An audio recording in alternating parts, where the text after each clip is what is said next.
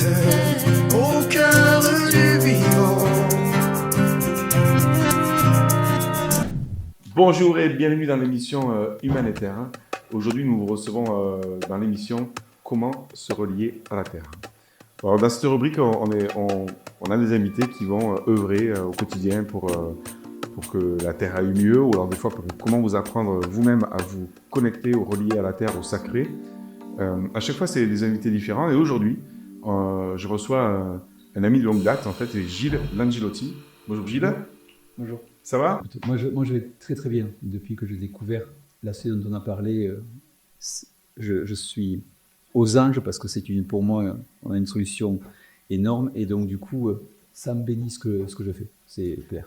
Eh bien, tu vas nous raconter, justement, j'ai invité Gilles parce que je le connais depuis presque 15-20 ans et tu organisais le salon Santé Nature avant pendant des années. Donc déjà, tu es un écolo sensible depuis plus que ça même. Oui. Et donc là, tu m'as raconté en fait cette nouvelle entreprise, Corsair, que vous allez découvrir. Tu vas nous raconter parce qu'il dépollue l'eau, les eaux en fait, et que là, on a bien besoin en fait, et savoir comment ça fonctionne. Alors, c'est quoi alors déjà, qu'est-ce qui t'a amené du salon Santé Nature à aller vers une entreprise comme Corsair?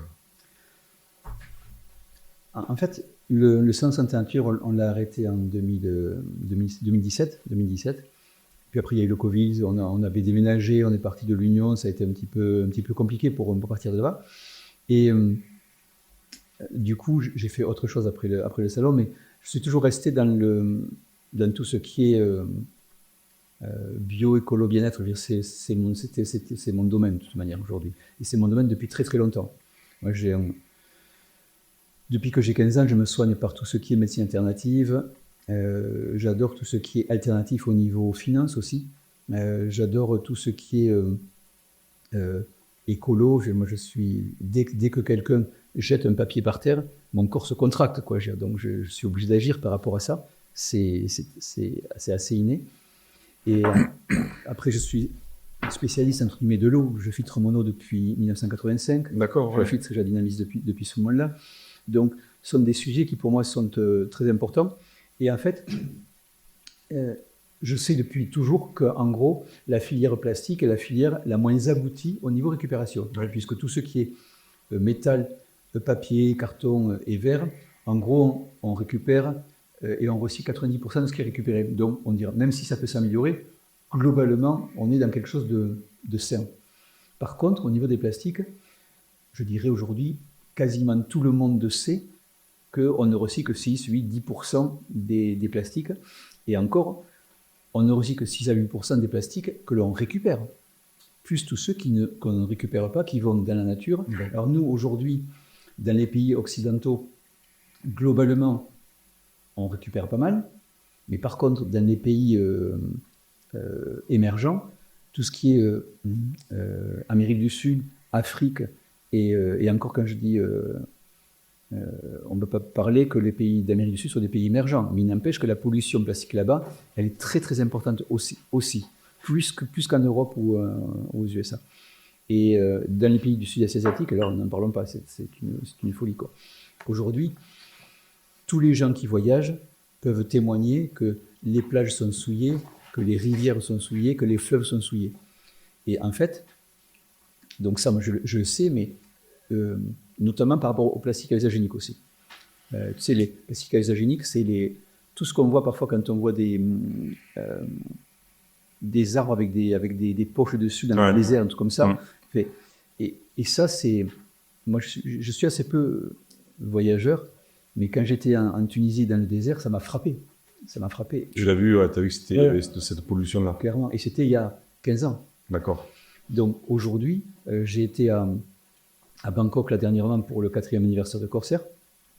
Et j'ai vu toute cette pollution plastique. En plus, il se passe que dans les Sud-Est asiatiques, dans des temps anciens, en fait, il y a beaucoup de nourriture de rue, les street food. Et donc, du coup, moi, j'étais enchanté parce qu'on pouvait acheter des fruits coupés dans la rue, plein de choses meilleures les unes que les autres.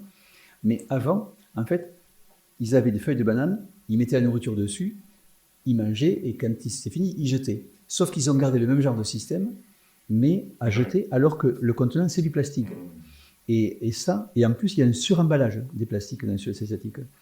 Là, par exemple, on prenait des choses qui valaient 2, 3, 10 euros, mais il y avait 3 poches pour ça, les uns sur les autres. C'était du suremballage. Et donc, du coup, il y a une vraie problématique par rapport à ça. Et il se passe que Corsair est installé en Thaïlande. Ouais, donc justement, ouais, c'est ça, la société dans laquelle tu vas nous parler, c'est la société Corsair qui offre une solution industrielle justement pour recycler les plastiques, quoi. Tout à fait. Donc là, ils sont installés en Thaïlande et justement, qu'est-ce qu'ils offrent en fait aujourd'hui? C'est quoi le rapport au monde? Ouais, comment ils font en fait pour dépolluer, quoi? Qu'est-ce qu'ils font? Alors justement, il y a 3 ans, j'ai découvert cette boîte-là et j'ai découvert qu'enfin, il existait une solution pour recycler en masse des déchets plastiques à usage unique. Et ça, c'est par la pyrolyse. Donc, aujourd'hui, la pyrolyse, c'est pas une nouvelle invention, ça a à peu près une trentaine d'années. Par contre, Corsair s'est spécialisé là-dedans et donc du coup produit aujourd'hui la meilleure huile de pyrolyse du monde. C'est Shell qui le dit, c'est Shell Pétrochimie, qui est notre client depuis 2 ans.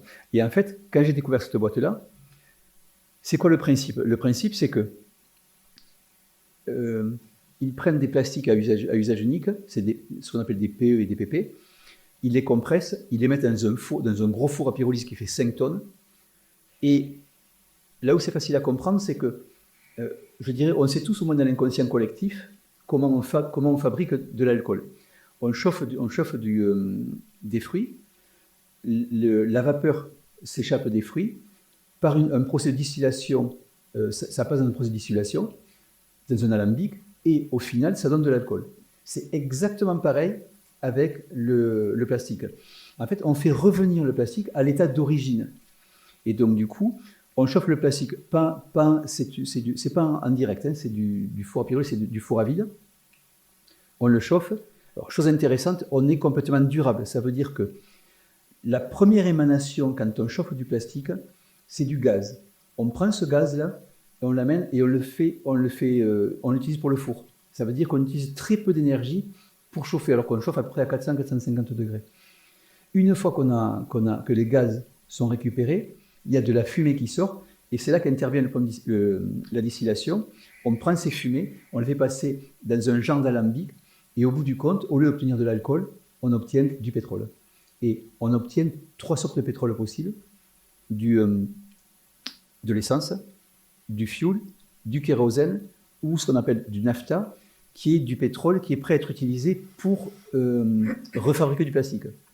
Et ça, c'est là que c'est magique, c'est que comment faire revenir le plastique à l'état d'origine, à son état d'origine, on a besoin de rien changer pour refaire des plastiques derrière. Ça veut dire qu'à terme, d'ici 15-20 ans, l'idée, c'est de récupérer quasiment tous les plastiques de la Terre et de ne refabriquer des plastiques qu'à partir des plastiques recyclés issus de la pyrolyse. Ah, c'est une vraie révolution quand même, parce que ça veut dire que ça peut transformer notre mode de consommation. Enfin, là, ça peut aider vraiment la Terre à utiliser, à dépolluer. En fait, c'est vraiment ça. En fait, exactement. Tous les déchets en fait qui traînent, quoi. C'est ça, tout à fait. Et donc aujourd'hui, en fait, quand tu es là pour parler de ça, en fait, mais aussi pour dire aux particuliers, aux entrepreneurs qui peuvent investir, qui peuvent participer à cette l'idée, c'est que aujourd'hui, on n'a pas le droit de parler d'investissement, même si on va placer nos économies là-dedans. Ouais. L'idée, se dire, c'est que quand j'ai compris que ça existait, je dis ok, je peux faire quoi? Et ce qui m'a été dit par la personne qui m'a parlé de ça, m'a dit écoute, si tu veux contribuer, il suffit que tu achètes un pack d'enlèvement des déchets plastiques ou un pack de neutralité plastique, un PNP, pack de neutralité plastique. Et qu'est-ce qui se passe dans ces cas-là?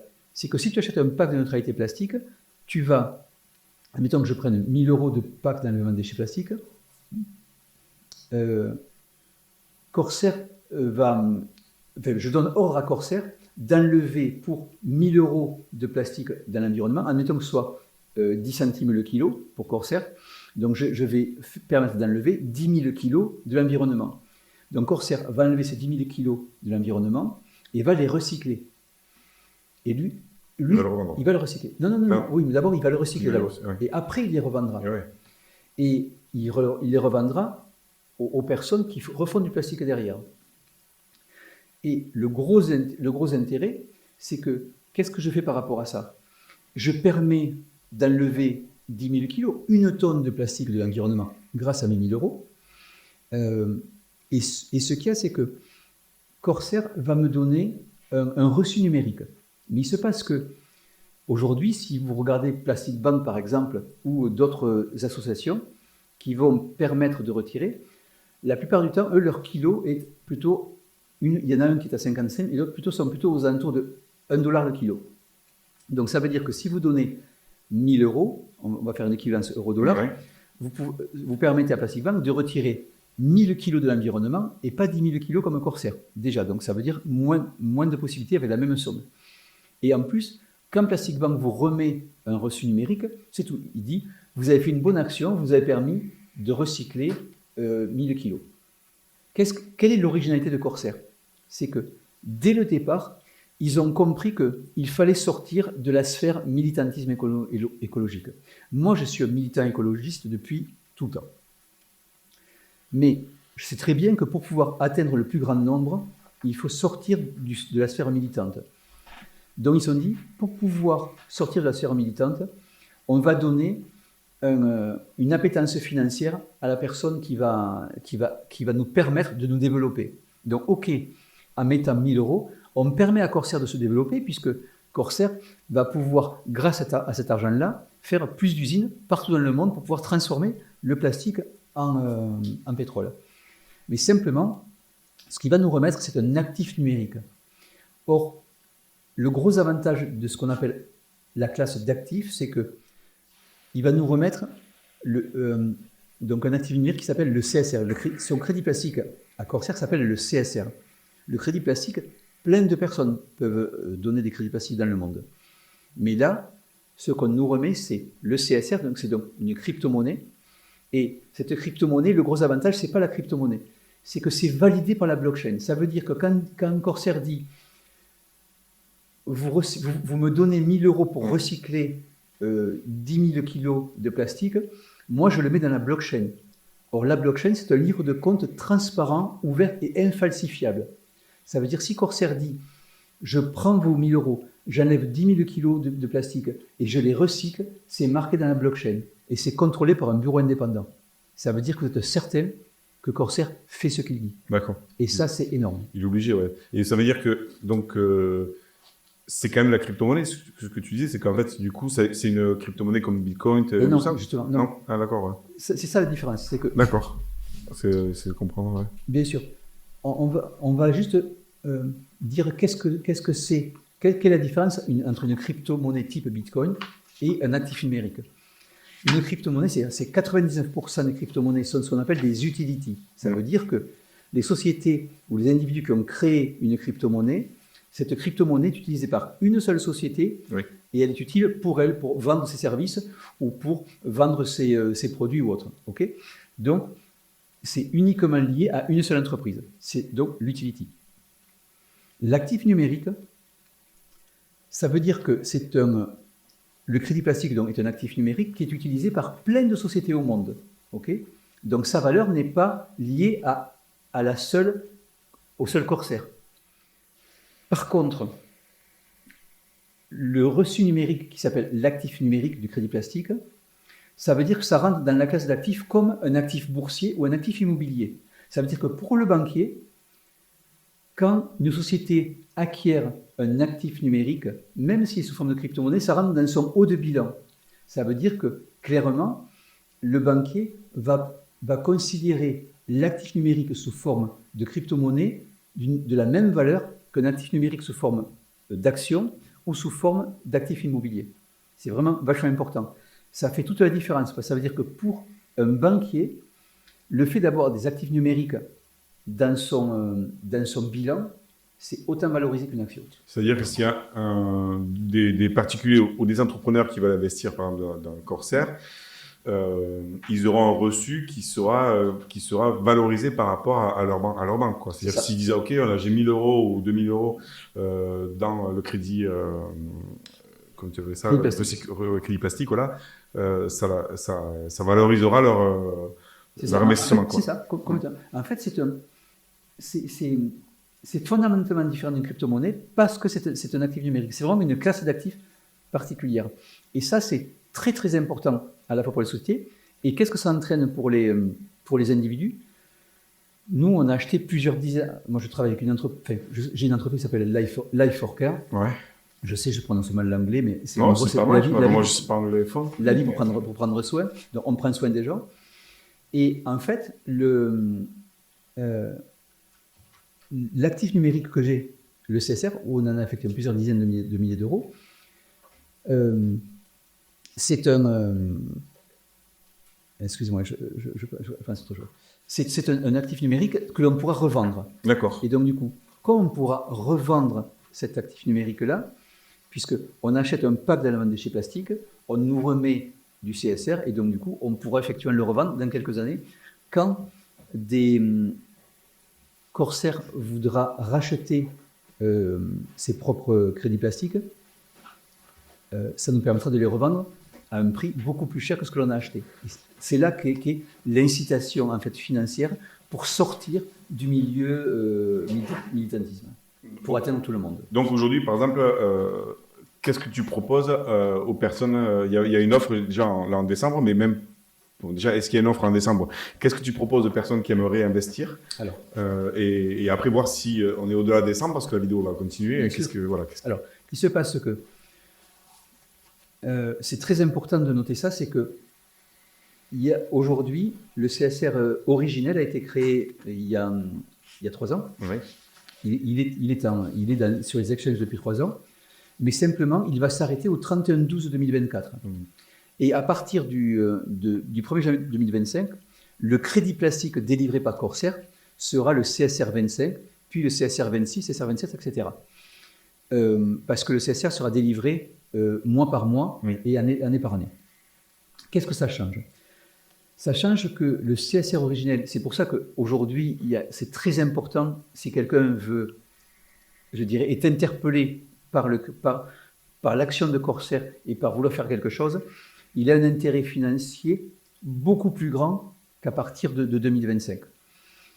À partir de 2025, Corsair s'est engagé publiquement à racheter sur les exchanges les CSR avec 10% de la vente de ces huiles de pyrolyse. Aujourd'hui, le client principal de Corsair, c'est Shell. Alors on dit Shell Pétrochimie, pas Shell Pétrole. Shell Pétrochimie, à partir du pétrole que Shell extrait, fabrique des emballages plastiques. Il a au moins 2 usines, à ma connaissance. Il doit certainement avoir une aux États-Unis aussi, mais en tout cas, il en a une à Singapour. Donc nous, Bangkok livre Shell Pétrochimie Singapour et on livrera à partir de la Finlande l'usine des Pays-Bas. Donc ça veut dire qu'on a une usine qui est prête à être utilisée, à être mise en route en Finlande. Et il se passe que